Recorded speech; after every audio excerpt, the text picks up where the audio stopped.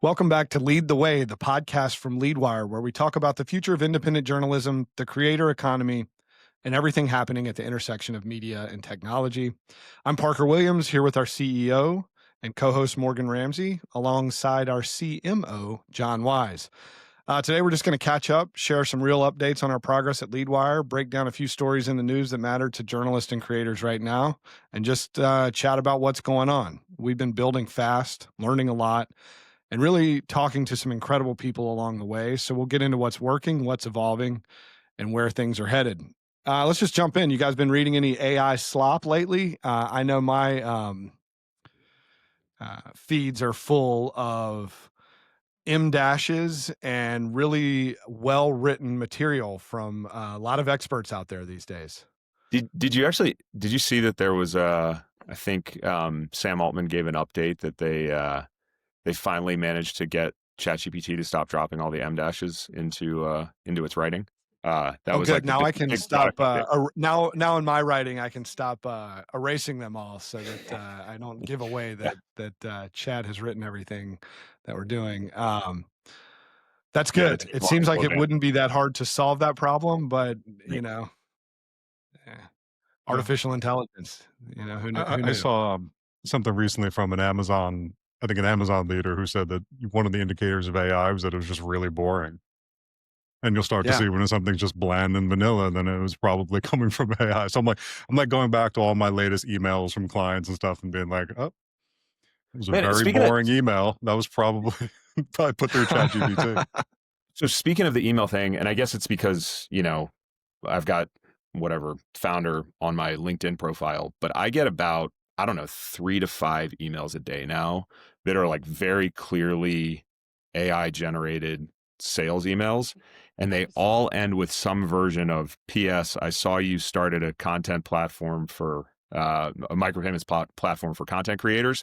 That sounds like a game changer. And they all use that word game changer. It's like this dead giveaway where the AI is really not even trying. And I don't know if those are different sales agents, if everybody has like come up with the same thing, like is using the exact same sales platform, but it's to the point where I'm like auto deleting things because it's so obvious how AI generated it is, and you're just sort of like part of the machine that's like just cranking these things out.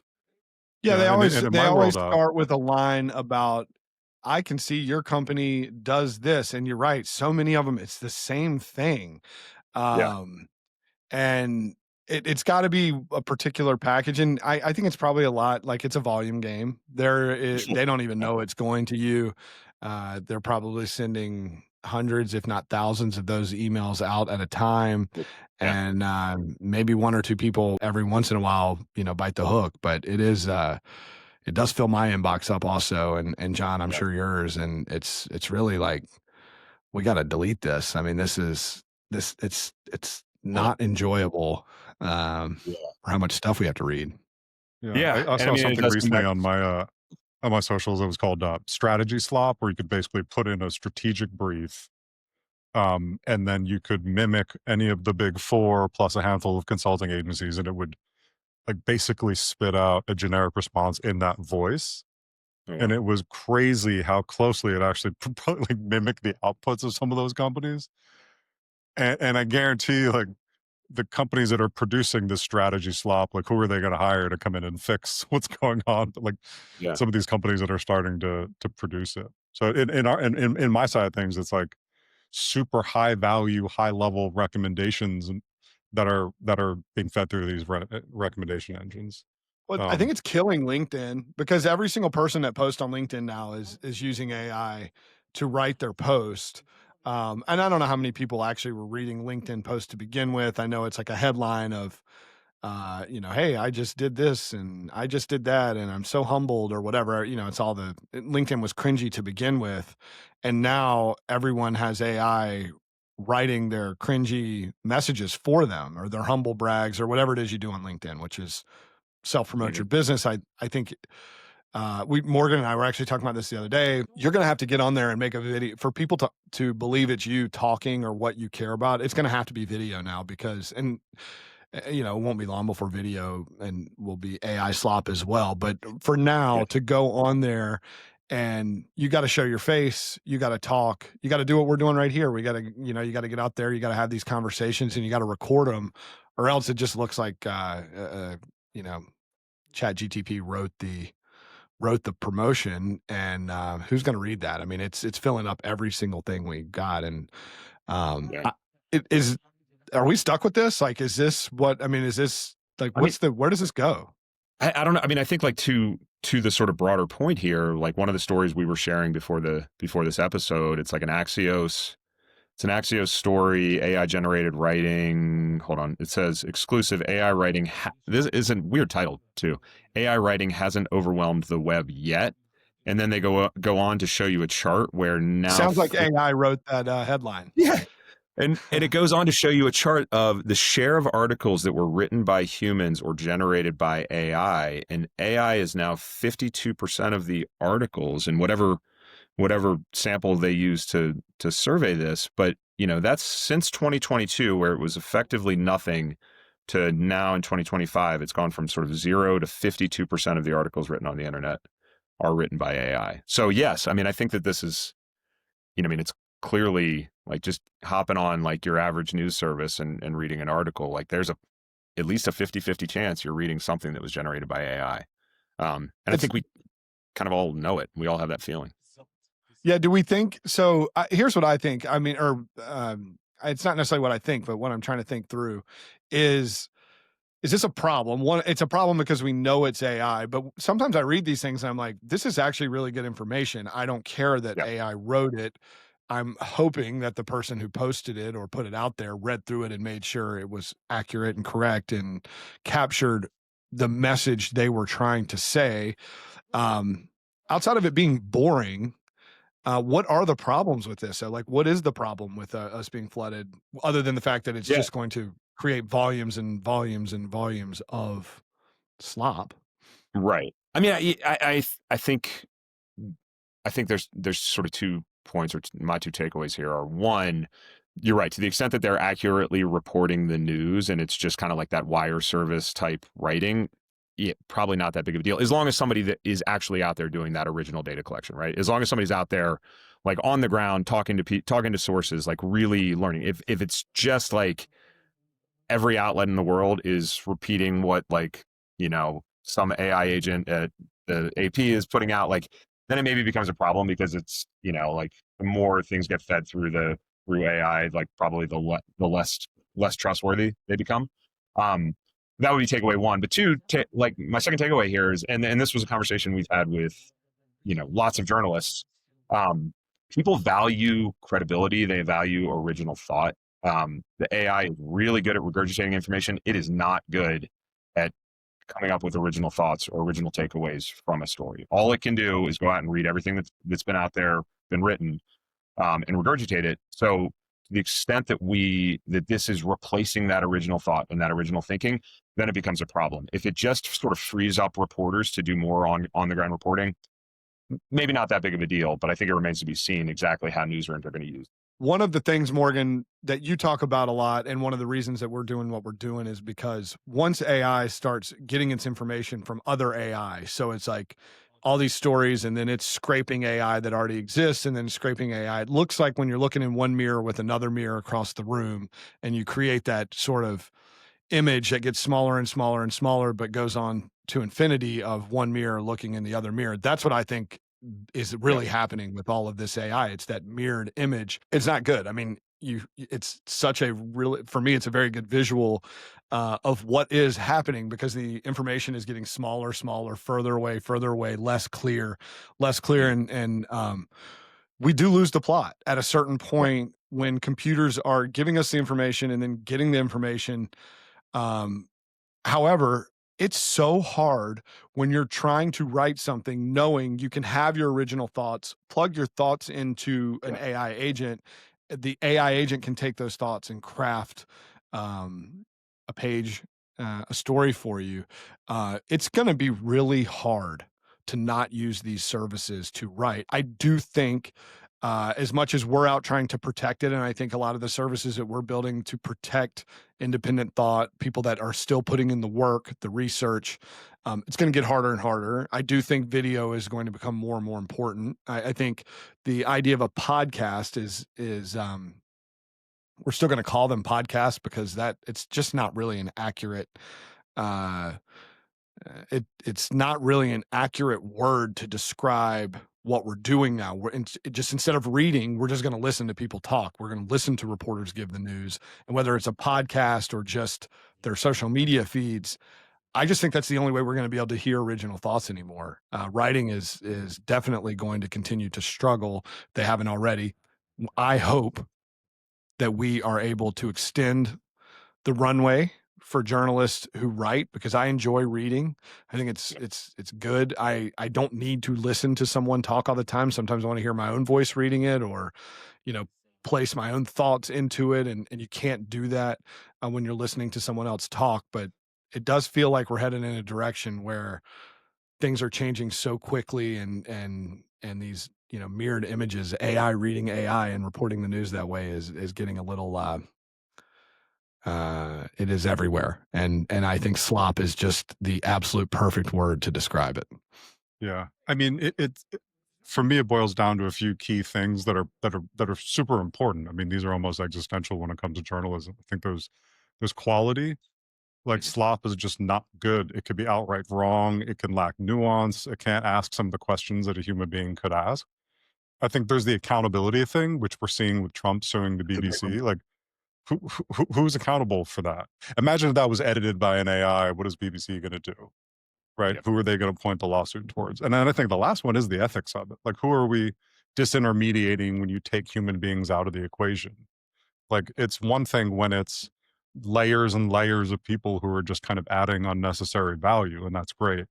Is it people who are really adding something to the equation? Do we want journalists who are on the ground, keeping people accountable, keeping politicians accountable, showing up to these like city council meetings that are boring as hell, but you actually learn who's voting which way every single day in and out? And I don't know if the AI can help us with that, or it can, to your point, just take the headlines and just bounce them off each other, and that becomes the new truth. Yeah. But yeah, and that's, I mean, I think that's exactly my point. And, you know, and there's two things there. One, I think written argument can be so much more powerful and more persuasive than just somebody talking, right? Because you have time to organize your thoughts. I mean, I write constantly, like in a journal, like I send out, you know, I mean, you guys got a blast email from me yesterday, you know, where I'm putting my thoughts down on paper, but I love doing it because it allows you to organize your thoughts, and it allows you to sort of persuasively present your argument about things. I don't want that to go away. I think it would be an absolute shame if it did go away and it was just replaced with this sort of homogenized AI generated text, whatever that is. So that, you know, so that's definitely one piece of it. But two, you know, and John, this is to your point, and really you know, kind of goes back to the conversation we were having with Sarah Stombly about local news. Like, you need reporting. You need people on the ground going and telling you what's actually happening with a story. The AI is never going to be able to do that. I mean, never. The AI is very far from being able to do that. And even if it does do that, connecting the dots is not something that it's going to be particularly good at for quite a while. So you need people doing that on the ground work. So that really is the piece of journalism that I just don't think is going to be replaced. We just have to find a way to support it. I understand why all these newsrooms are going towards this model where they're generating more and more with AI, because it's an efficiency gain, right? Like it's a productivity gain for the newsroom. And they're all kind of trying to be more efficient in their reporting and with their cost structure. I get it. But at the same time, we need that original reporting. We need people actually on the ground doing the work. We need people flying to like these, you know, conflict zones. We need people like getting out there and actually telling us what's happening in the world, because without that, I think we all just get sort of more and more isolated and sort of lose touch with the world around us. And that would be a real shame. I also think we're in an interesting point where there's just so many experiments happening in AI. Like there's this, the technology's there, it's become popularized. The market is there in terms of investment dollars in a big way. So we're seeing all these experiments play out, even with like AI dating and relationships. Sure. Like, my goodness, you know, like, you know, the AI actors who are just boring and generic as sin. Like, we're seeing all these experiments play out, and eventually I hope there's a market correction on some of the ones where like the character and personality of a live actor and a human being Yeah. is something that, how are you going to build that into an AI? Yeah. Without it being the output of some other like really creative singular person who's saying like, give me a little bit of this and a little bit of that. But Yeah. I think it's going to take a while, to your point. Man, that's such a good point too, though. Like, going back to the first conversation we had with Saliza, right? Where he was like, I'd spent a year on YouTube making my produced videos, didn't really move the needle. But what really moved the needle was when I started getting in front of the camera every day and just telling people what I thought in a more like sort of personal, authentic way. And like that authenticity is what will separate newsrooms. It's what will separate journalists or writers, right? Like that, people crave that. And I think we're all feeling it right now. And it's like, man, they're like, we're losing authenticity really quickly. The people that are kind of willing to like swim against that, I think they're probably going to benefit from it, even though it's not as easy. Putting yourself in front of the camera is hard. How do we get people to pay for video? Because I mean, we all pay for movies, or we pay for our subscription services to watch TV shows. But we're not used to paying for podcasts yet. We're not used, like even Chris, I mean, he does his subscription writing, but he gives out his videos. You get that for free. I mean, I know he's hoping to monetize through YouTube ads and that's like a primary source, but that doesn't pay that well. But if he were just to give the thoughts in his writing, what's it going to take for us to break through? Because people should be paid for this now. I mean, this is where we're going. So creators should be paid for their creations. And a lot of, and at some point we need to be getting paid for our thoughts, especially original ideas. I mean, original ideas right now are so few and far between, because one person can have an original idea that spreads super quick. And by the time it gets from me to you, it's no longer original. It's been iterated upon, evolved, or whatever. But the original thought started in one person. And I know we think we have a solution for it, which we do. LedeWire is a solution for payment for original thought and payment for video, and an easy way to do it in a micropayment format. But how do we get people used to paying 25 cents to watch a video, or $1 for a video, or is $100 if it's, super well sourced or very impressive original thought? I think there needs to be a breakthrough. We need some important people to start doing it. I do see like the New York Times and the Wall Street Journal have more and more video articles now. You go through and you read an article and they'll have a video with the person that wrote the article, and they're talking about the subject versus writing about the subject. So I guess in that sense we're paying for it, but independently, how do we do it? I mean, I'm not, if you guys have the answer, that'd be great, because that will solve some of our business conundrums right now. I know we're trying to figure that out, but like, are we ready to break through? I mean, are we ready to pay 25 cents to listen to the Lede The Way podcast, for that matter? I don't know that people would pay. I mean, I would. This is like, we're dropping knowledge bombs. I'd probably pay, 30 cents for this. 28, 30. 10 cents for each one of us, Yeah. I mean, one thought, it's funny. I think you joke like we don't have the answer, but I think on some level we kind of do. I mean, I think part of it is we've clearly uncovered that the current system is not necessarily working. Like social media that gives you free, and it's kind of like they know that it's not working, so they just keep pushing more and more and more, which makes you less interested in it. I know that's the case for me. I just got the brick device where I'm like actively moving away from social media. And I think also people are just reappraising where they're spending their money in terms of these subscriptions.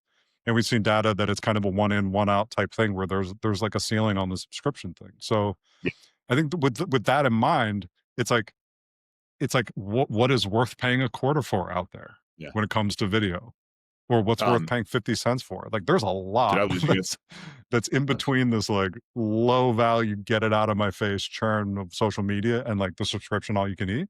There's a lot that's in that value. I think it's just us building that library of things that are in that vein. And even on the print side, the number of articles that I would pay somewhere between 5 and 15 cents for, like every single day, like there's a lot out there that falls within that range. I think it's just us bring it to people. It has to be frictionless. It absolutely has to be frictionless, because most people, even people that are really tight on funds, so I don't want to sound super privileged to where 25 cents doesn't move the needle. But for the most part, anyone that is reading articles or gathering information, 25 cents does not move the needle. And they wouldn't notice it in their accounts if it was just you read something and all of a sudden you had 25 less cents. Like it just pulled it out because you clicked yes to read it, and that cost you a small amount. These micropayments will add up, and at some point you have to, like what you're saying, every day I would pay 25 cents for 10 articles. That's $2 and $2.50, or I'm not great at math, so who knows, but around $2.50 a day. That is going to add up over time, over a week, over a month, and then over a year. But for the most part, if it can be frictionless, I think that would be like everyone wins in that scenario. We're getting better information. It's not taxing us too badly. We talked earlier about the BBC thing with Trump, and I think we should dive into that a little bit more because that's a trust thing. But if we're paying for it, I think we have control over, we want to continue supporting the people we do because we have their trust or we don't have their trust. So they are accountable. In a weird way, us paying these small micropayments give us some accountability with the people we read, because it's really easy to stop supporting someone when you think they've been untrustworthy or trustworthy. You just stop sending them money. So, go ahead. No, Parker, I think it's like such a good point, man. Like the thing that I think we keep harping on here is that if you create something of value, people will compensate you for it. And I think we've already proven that has already been proven out with, platforms like Substack or Medium or Beehive, which is, it seems like those guys are kind of killing it right now. Readers want to support the work that they care about. I do think that's true. What we are trying to do is make it easier for readers to support the writers that they care about or the creators that they care about. I think we are also really trying to, and this is where I think we are different or potentially offer a solution that hasn't, really gained traction yet. We are really trying to make it easier for a story to travel really far, right?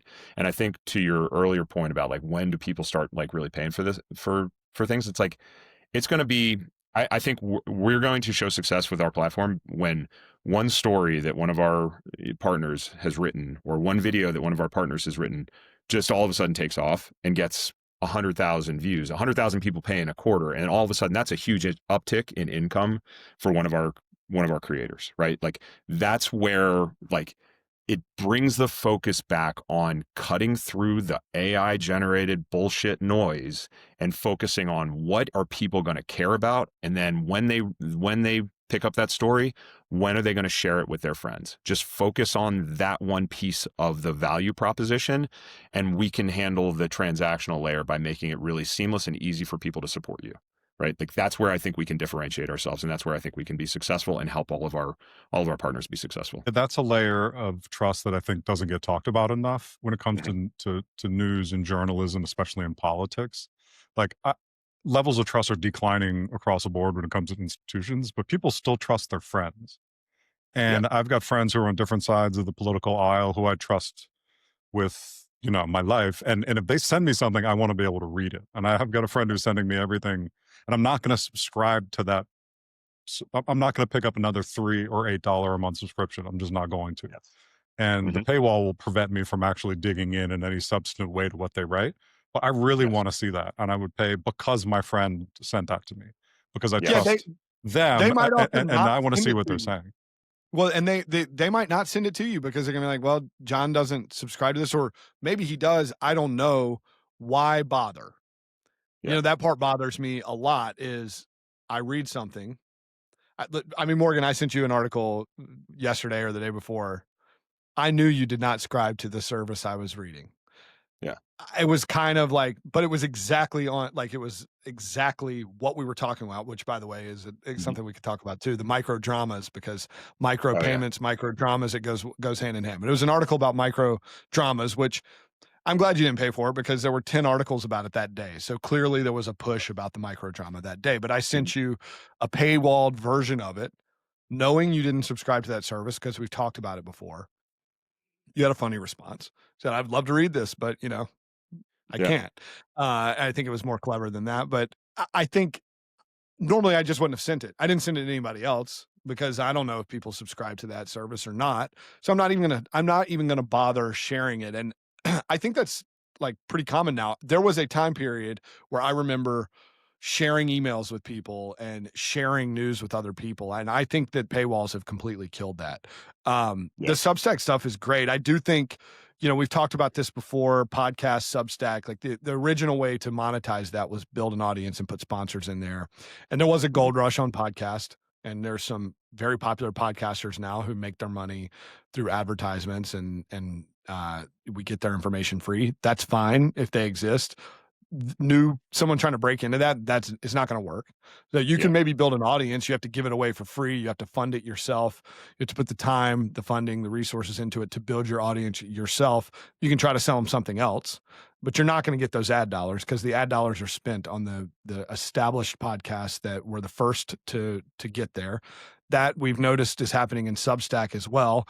There's a few people that have big followers and big subscribers, but if you were to try to break into Substack right now, which is easy, no barrier to entry, your only strategy could be, I've got to give this away and hope to build an audience by giving it away.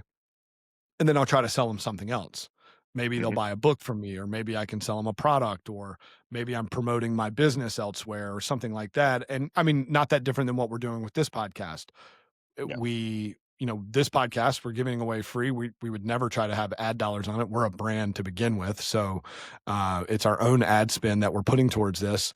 We're giving it away free in hopes that we can share our message with what we're building. I mean, we have a motive for why we're doing this podcast. We want people to believe in micropayments and micropayments for quality content. But it is just, it's like the gold rush of sponsorship dollars is over. I think we've created a solution for how do you get people to paid. We just need people now to implement it into their lives. And so if anyone's listening to this, we do need big popular people that have followers out there to embrace this technology. We know you want it. We know you want this. Come find us and do this with us, because we are out there trying to support the creator, support the journalist, and make sure this good quality information gets out there. Sorry, I don't mean to pat us on the back for that long, but we get excited from time to time. But I mean, I think, like going back to John's point earlier, like part of the reason that I think like it's hard to trust the information that's coming in front of you, right? Like, and so you go to Substack right now, early days of Substack, subscriber growth was generally pretty easy, like by all accounts. Like most people that were on there, it was like, hey, this is a new platform. We're just picking up organically. We're picking up new users to the platform. Those users are looking for people to subscribe to, and subscriber growth was really easy. That's getting harder, to John's point. Like, now we're kind of seeing like what we've been calling subscription fatigue. People don't use that term quite as much anymore, but I think it's probably more prevalent now than it ever has been, right? Like where it is really one in, one out. You've got 7 subscriptions on Substack. Like how many more can you really take? Even if you are interested in a new writer that just popped over to Substack, it's harder to find that attention. What I've heard, and what we've all heard from quite a few writers that we've spoken to on Substack, is the best way to grow your subscriber growth is to get somebody big that a lot of people trust to hype your newsletter, right? And that's kind of what I think we are really, it's that trust factor that I think we are trying to enable here. Is like, I trust my friends. When I'm having a conversation with my friends and they're like, hey, check out this article, it's pretty good, I'm like 100% likely to read that article if it's accessible. That's what we are really tapping into. What I think Substack is going towards, and what a lot of these platforms go towards, is now it's like their algorithm is the one that you've got to trust. And I think people are just kind of sick of trusting algorithms, right? I don't like my Twitter feed anymore. And I've spent a lot of time or X, whatever it's called. I've spent a lot of time trying to make sure that I'm following interesting people, and I still get a bunch of nonsense in there. Instagram, I barely use Instagram anymore because there's so much stuff that pops into my feed. It's like, dude, I don't want to be some jacked, 280-pound dude who's taken like a bunch of supplements. Like, I don't know how that stuff gets into my feed, but apparently like that's the stuff that pays Instagram. And so that's what they're presenting me with. Like, I just want to trust the information that's being put in front of me. And like, I think that's really our core to our mission here, is like making it easier to trust the information that's coming in front of you and making it easier to access that information and reward the people that are doing that work. Yeah, well, I mean, we did have that great conversation with Jane Borden too, where you talk about the algorithm. She says the algorithm is the greatest cult leader, since the greatest cult leader.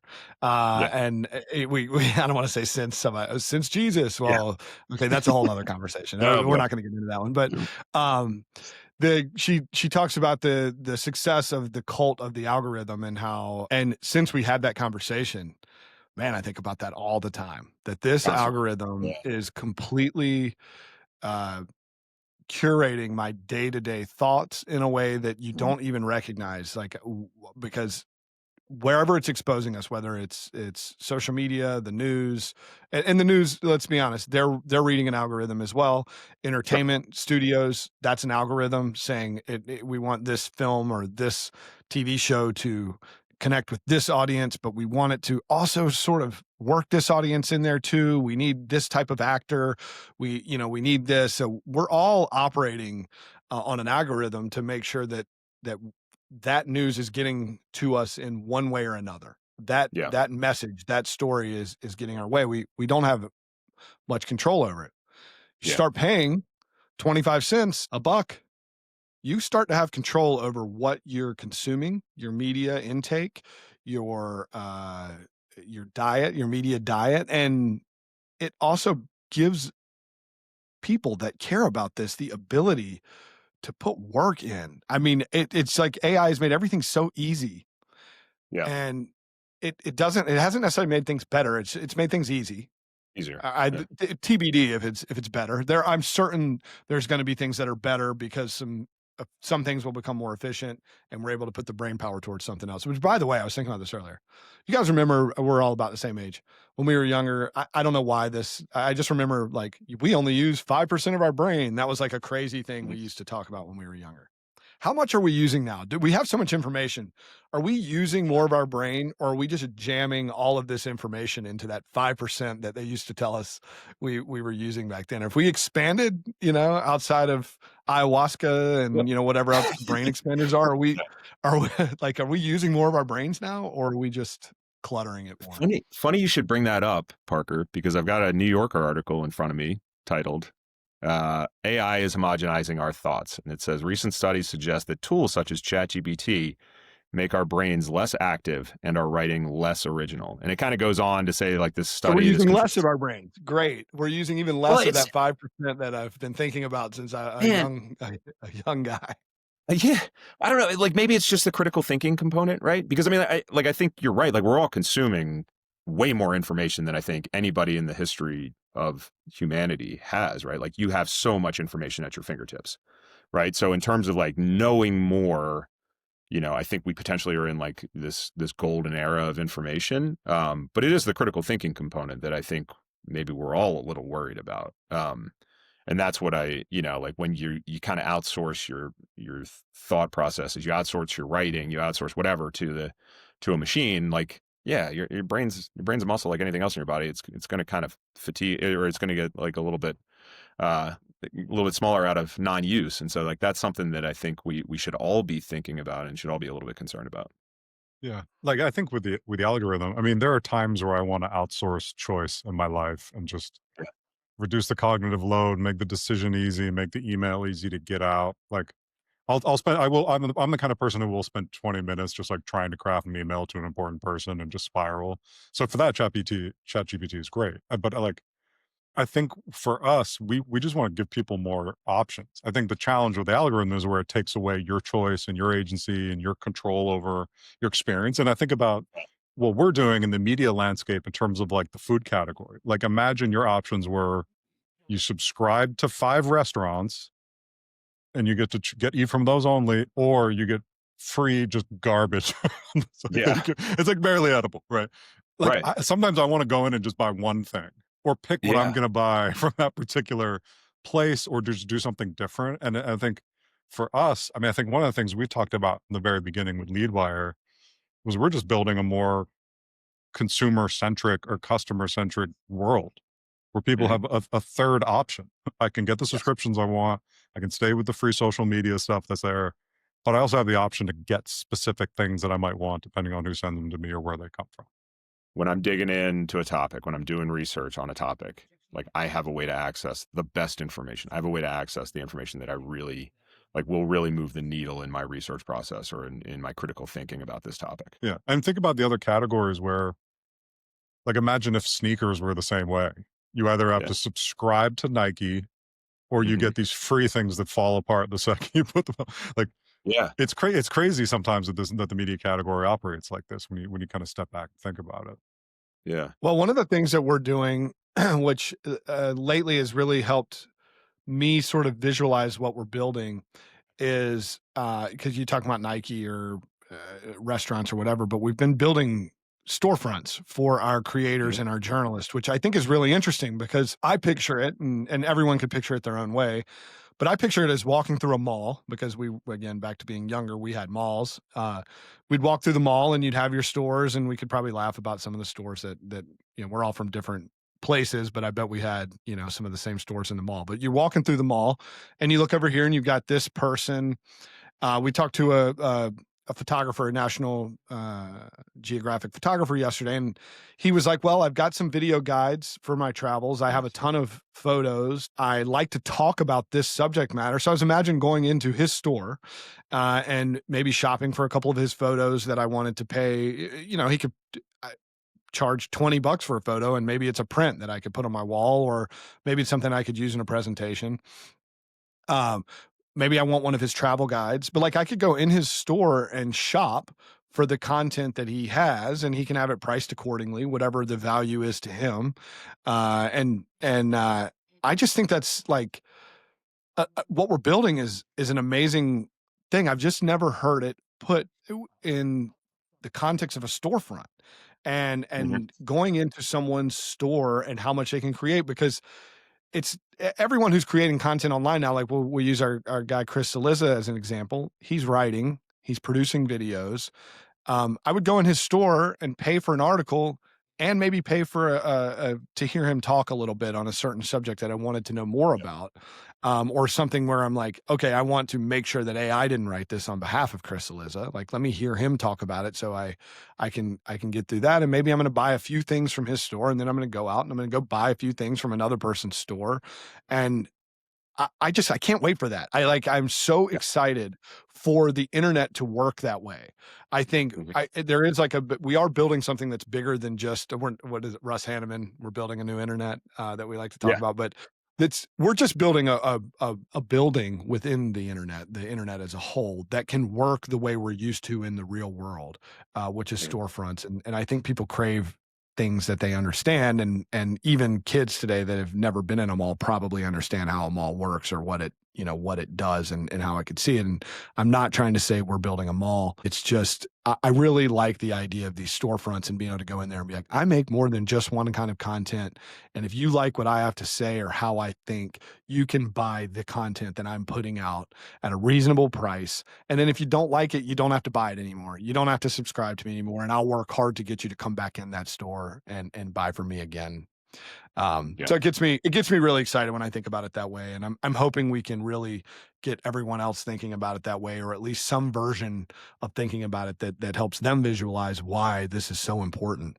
Yeah. No, and to your point, and for our massive Lead the Way audience, we should share, like, we are close to rolling out a bunch of these storefronts. Well, it'll be a handful of these storefronts. It'll kind of be our beta test coming in the next month, and then we're looking to scale up from there. But we really wanted to prove out the versatility of the platform, two, just make sure we've got everything. We're hammering out a few last little technical things, and then we'll start rolling these out and making some content available, and then starting to scale it up from there. So I think it's a pretty exciting time for where we are as a platform. But two, I mean, I think that the other thing that I found so encouraging about the conversation yesterday with a National Geographic writer and with a bunch of different creators that we've spoken to, people, when you start presenting this as like an alternative way of monetizing content, people actually start thinking about types of content that they have not created, not made, because the existing platforms don't reward that content, right? And this kind of goes back to the algorithm deciding what you get to read as opposed to you deciding what you get to read. We've had this conversation with quite a few video creators where it's like, yeah, I spent time, months, and a decent amount of money producing this series, this documentary series, that I thought was fascinating, and now it's just sitting on a hard drive because I don't know what to do with it. And if I put it up on YouTube, I'll get 100,000 views, and it doesn't make me any money. It's worth it. It's not worth it. So, and now people are, when we have these conversations, it's like, oh wait, I think actually it would be worth spending a little bit of time and spending a little bit of money and putting something out there in a storefront and making it available for people to come and purchase. Like I'll do a travel guide about, like the Great Migration in Africa.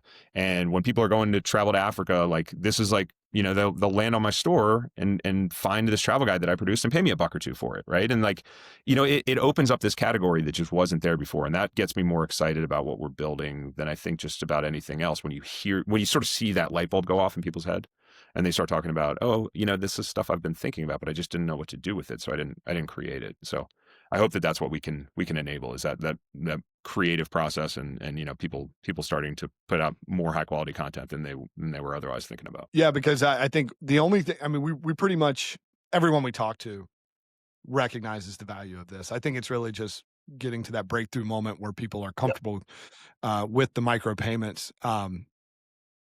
People do have to rethink why they do what they do as a creator. Like, am I just trying to sell something else? Then maybe I don't need to charge for it. And we've had those conversations with Substackers who currently have subscriptions who are saying, I'm going to drop my paywall for the Substack. I'd rather build an audience than get the, now it's a privilege because in particular, I was thinking one who has about 1,000 subscribers at $5 a piece. That's 50 grand. Again, don't check my math there, but that's like 50 grand that this person says I would get more value out of doubling or tripling or 10xing my subscribers and not taking the 50 grand, but then trying to sell something to them, whether it be a book or whatever, like we talked about earlier. Who knows what he wants to sell. But those are the conversations that people are having with themselves and with the people around them. They're saying, hey, why do I create this content? Am I doing it to make money? Am I doing it to sell something else? And it goes back to making money. Or am I just doing it because the world needs it? And that's why we love journalists, because they have a real clear purpose as to why they're doing what they're doing. John, to take it all the way back to what you said earlier on, people have to hold our politicians accountable. We need to recognize what's going on in the world. I think it's important that, there's people out there letting us know what's happening in the world, holding our politicians accountable, letting us know, you can get, sports has been pretty well commoditized by AI, but we still want it delivered from people that make it's entertainment. So let's make that entertaining.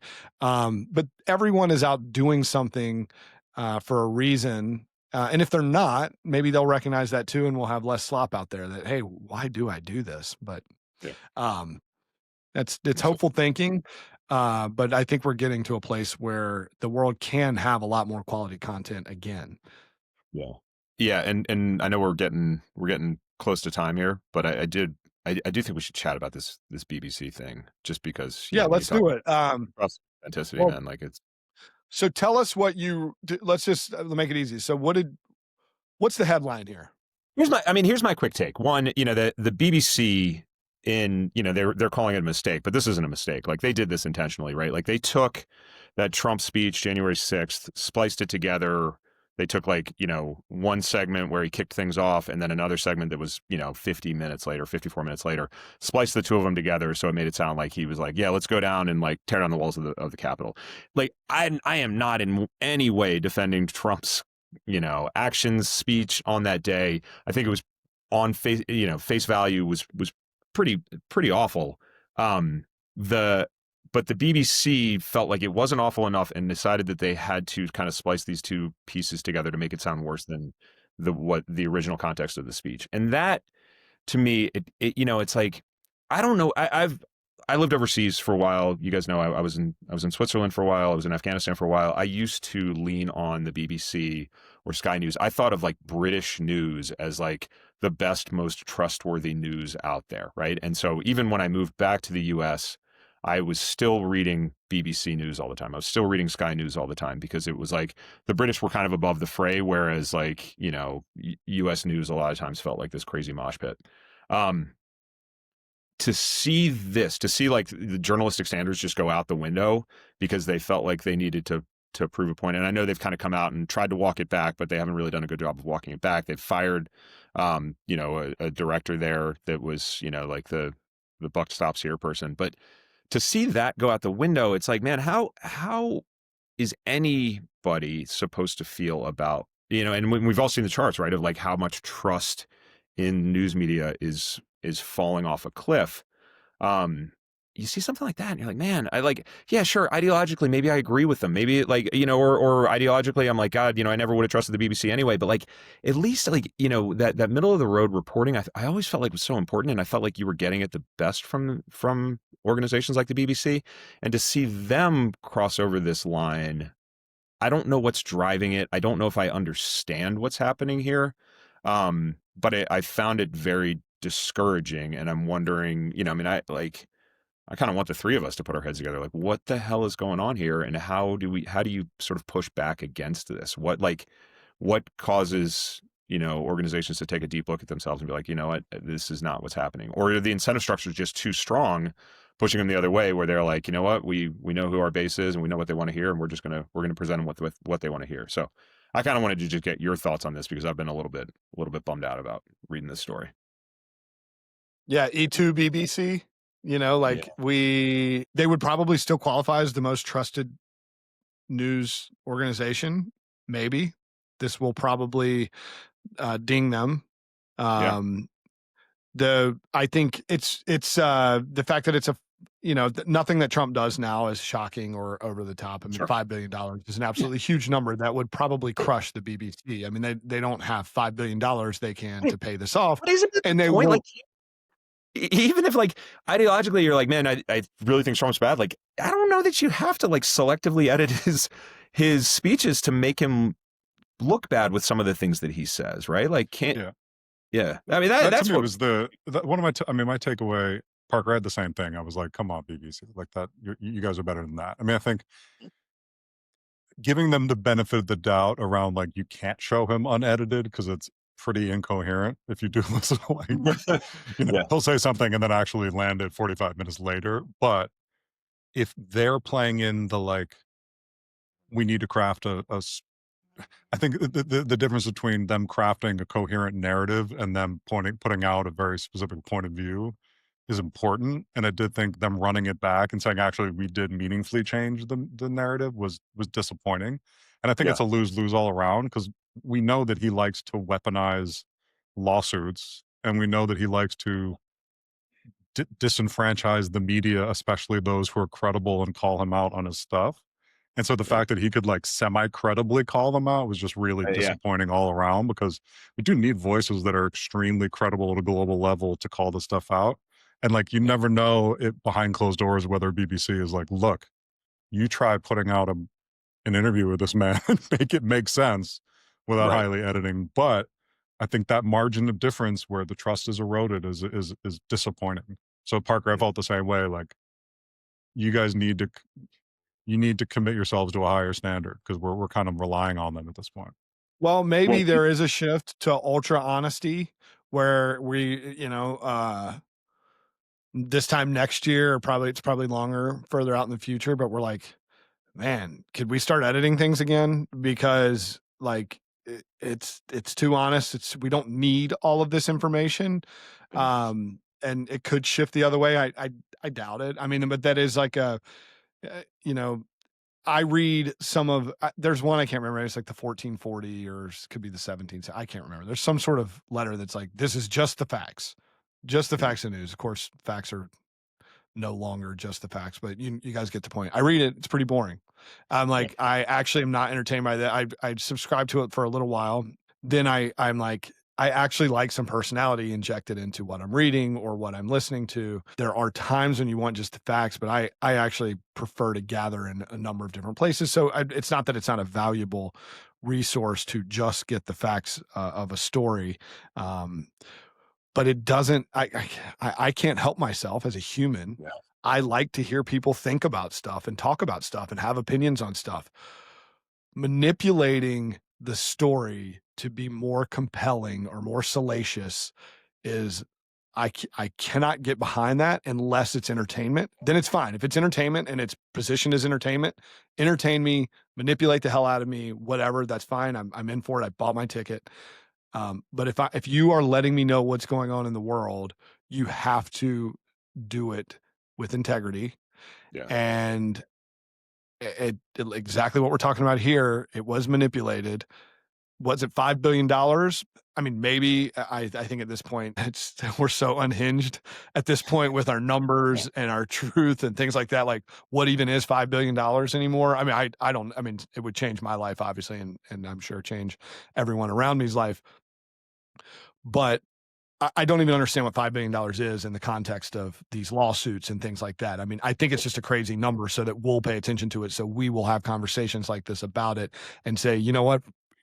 Trump, for all his issues, he might have got it right on this one, or at least he's actually holding a news, like they might have done something this time. Now, it is a little boy who cried wolf, because it's every news organization ever that doesn't say something he likes, he calls them out, whatever. Sure.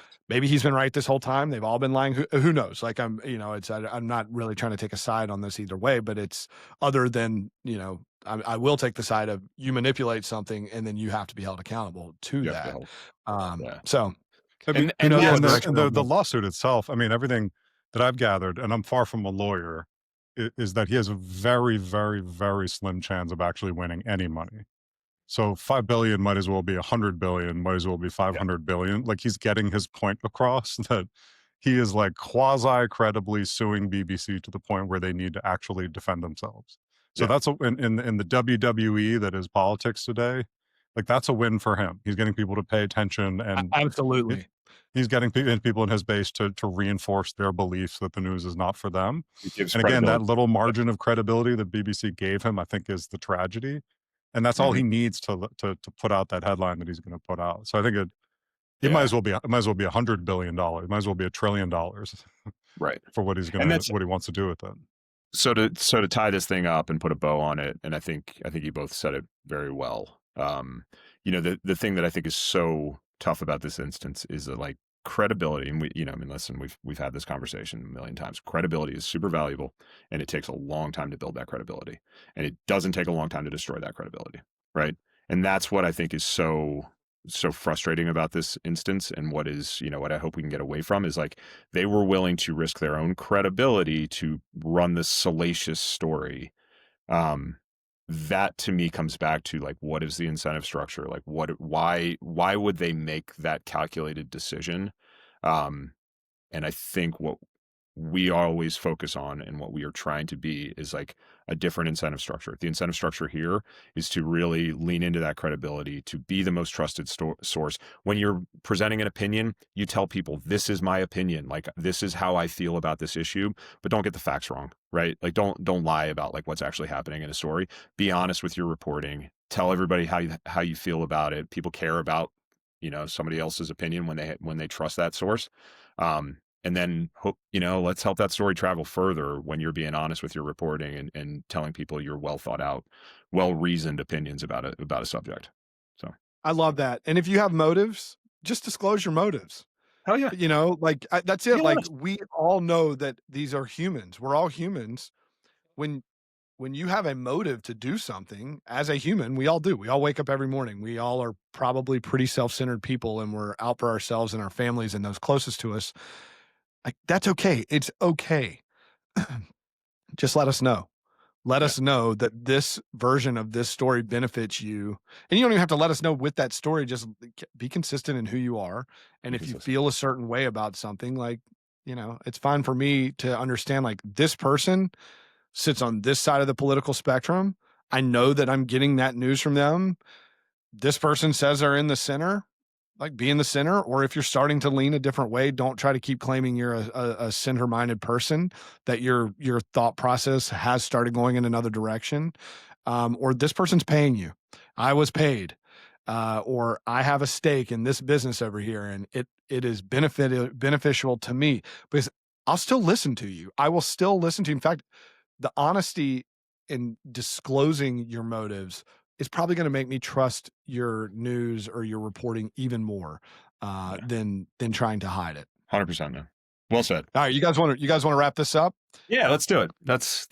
We almost went a full hour. Hey, I could have kept going. I think we were just getting going. I doubt anyone is still listening at this point. So that they're lost because this is just starting to get good. I just love hanging out with you guys. Yeah. This is fun, guys. I think we're really making some progress. I'm really proud of what LedeWire is doing and being a part of this team. Thank you for all of your hard work on this business. We really are doing something really important here. And it's obvious when we have these conversations how valuable this business can be to the world. And nice work. Pat yourself on the back a little bit. If we haven't done it enough in this podcast, take the time to do it one more time. So thanks, guys. We're getting hopefully getting the podcast thing too. Besides the tech, hopefully getting the flow and the conversation part down. Absolutely. We'll keep getting better. All right. Thanks, guys.